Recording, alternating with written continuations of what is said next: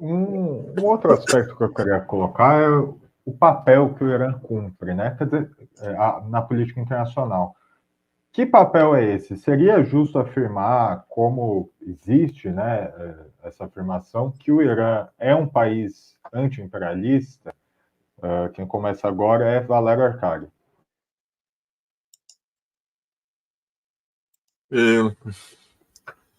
O anti-imperialismo é uma política. Desculpa, engasguei aqui, comendo uma castanha. O Irã é um Estado independente. Significa que, quando nós pensamos, se usamos uma métrica, Pedro, para interpretar o sistema internacional do Estado, existe o centro, existe a periferia, mas há muitas posições intermediárias entre centro e periferia. Você tem, num extremo, uma superpotência que são os Estados Unidos, como nunca na história da humanidade, se nós utilizarmos parâmetros comparativos, existiu, não só pelo lugar que ocupa na economia mundial, mas pela capacidade de articular redes de alianças com a União Europeia, com os Estados Unidos, pelo grau de coesão social interna e política interna que existe dentro dos Estados Unidos, que dá apoio à maior força armada do mundo, incomparavelmente mais poderosa que todas as outras, ou seja, o orçamento anual do financiamento do Pentágono supera 40% todo o financiamento anual do orçamento de todos os outros estados do mundo. Mas no outro extremo nós temos ainda colônias, nós temos uma Guiana francesa aqui no norte da América do Sul. A França mantém uma colônia, um arquipélago na Nova Caledônia, no meio do Pacífico, onde fazem testes nucleares. E entre esses dois extremos há muitas situações intermediárias. Você tem países que são coloniais, outros são protetorados.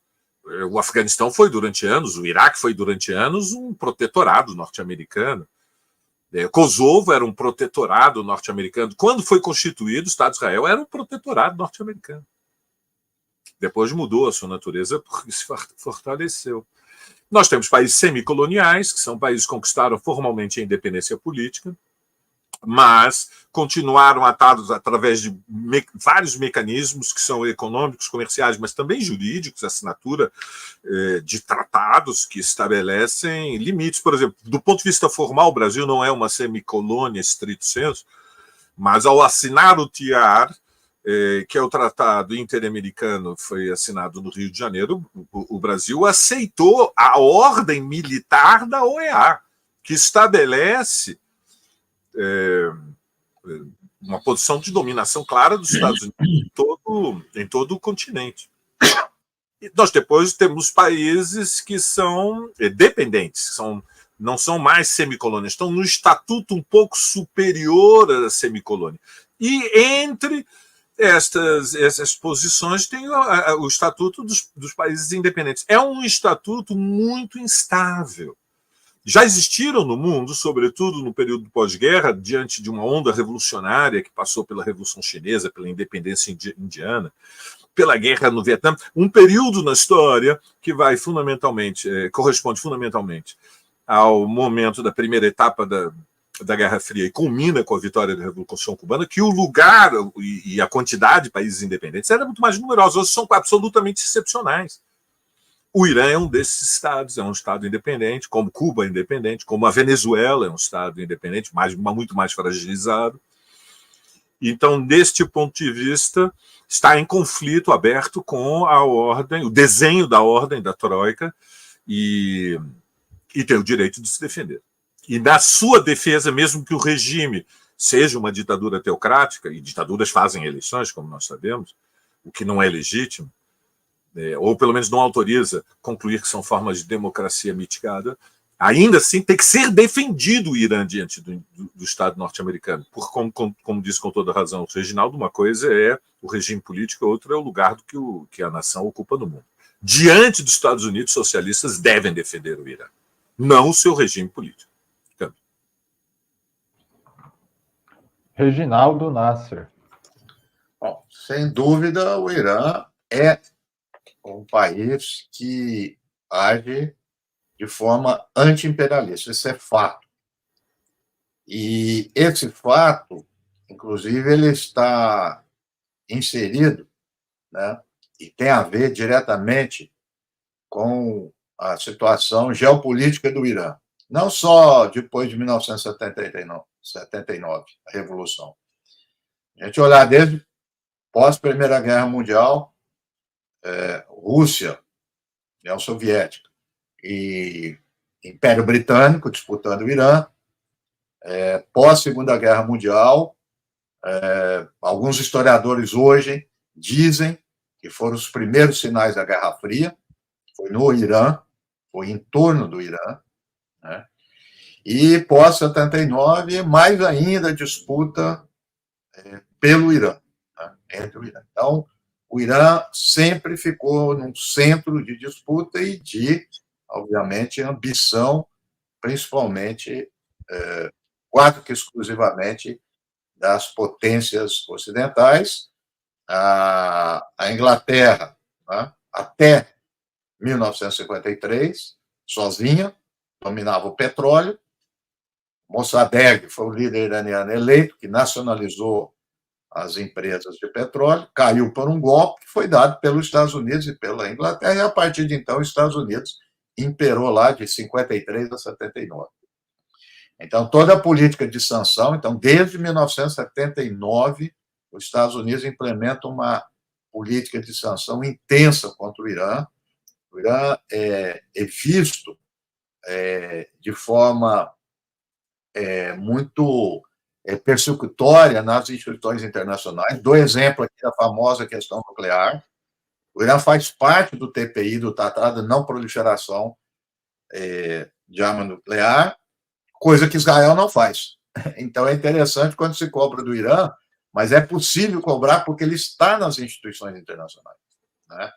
Então, o Irã tem um papel importante no Oriente Médio, mais ainda após as ações dos Estados Unidos no Afeganistão e no Iraque. As pessoas esquecem de olhar no mapa, são os dois maiores vizinhos, né, que fazem fronteira com o Irã. Foi invadido pelos Estados Unidos. O Irã foi literalmente cercado.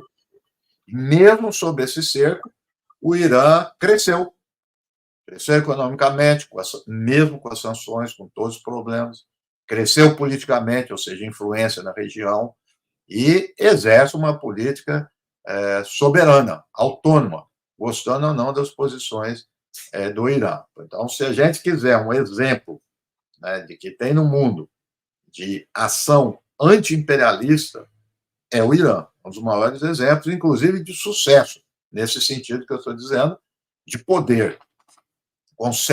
Conseguiu articular muito bem suas alianças com a Rússia e com a China, e, recentemente, o processo de distensão com a Arábia Saudita, que é colocado como seu inimigo e sempre instigado pelos Estados Unidos. Então, inclusive, como acabamos de dizer, o Irã tentando fazer um processo de extensão do Azerbaijão, como fez também no Afeganistão. É um país que tem um papel importantíssimo no Grande Oriente Médio e na Ásia Central. Rose Martins. Eu concordo com o professor Reginaldo. Eu acho que, sem dúvidas, a política do Irã é uma política anti-imperialista. O Irã, desde 1979, é sancionado pelos Estados Unidos. As sanções começam em direção à produção bélica no Irã, né, já tentando enfraquecer a projeção de como eles iriam se defender. Essas sanções que começam em 79, elas têm várias etapas, elas têm várias fases. As mais recentes, e que talvez sejam de 2006 para cá, tem um componente financeiro, né? O Irã sancionado fortemente em direção ao seu setor financeiro.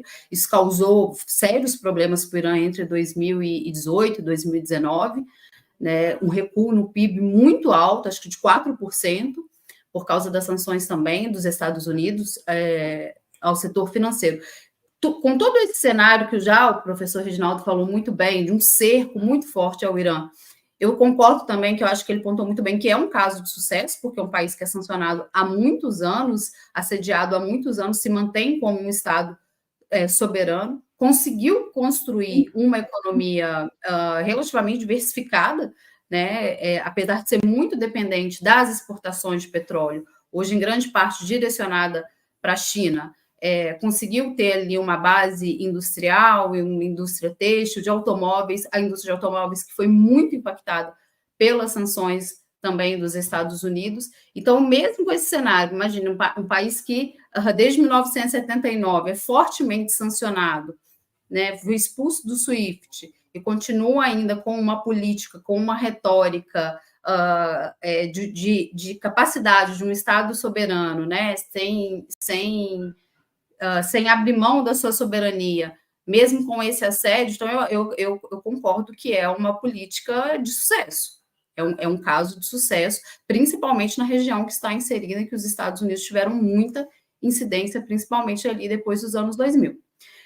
Existem limites, obviamente, tanto para o Irã e para a Rússia. As sanções financeiras são até muito parecidas. As sanções financeiras que a Rússia está, desde a guerra da Ucrânia, desde 22, o Irã sofre há mais tempo que elas. Há certos limites para esses dois países, quando a gente fala de anti-imperialismo, porque eles esbarram também em questões estruturais, mas mesmo assim, diante do cenário internacional, a política que fazem Rússia e Irã, elas são, com todas as limitações estruturais, são políticas anti-imperialistas. E ali, na região que o Irã está inserido, com uma política de sanções de assédio tão longa, eu acredito que seja, assim, um caso bastante de sucesso, porque o que eles enfrentaram, principalmente entre 2018 e 2019, do ponto de vista do que as sanções financeiras que os Estados Unidos impuseram, e ainda assim a economia continuou resiliente, é impressionante. Tem um estudo de um professor da UFRJ, do professor Hernani Torres, que ele usa a expressão bomba dólar, que ele traz as taxas, como a economia do Irã foi impactada, né, com a última rodada de sanções financeiras. No entanto, sobrevive como um Estado soberano e acabou de dar uma resposta militar ao ataque de Israel.